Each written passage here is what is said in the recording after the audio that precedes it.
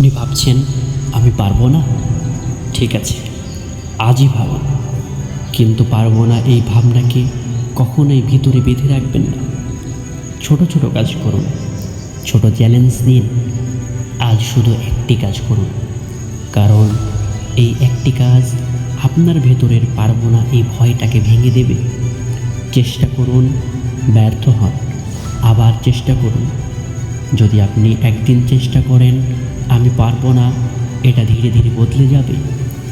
আমি চেষ্টা করেছি, তারপর আসবে আমি পারলাম।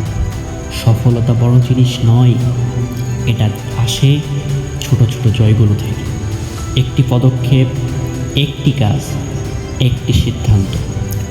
আজ থেকে শুরু করুন, নিজেকে বিশ্বাস করুন, কারণ আপনি যা ভাবছেন পারবেন না, তা একদিন আপনিই দেখবেন আপনার দ্বারাই সব কিছু সম্ভব।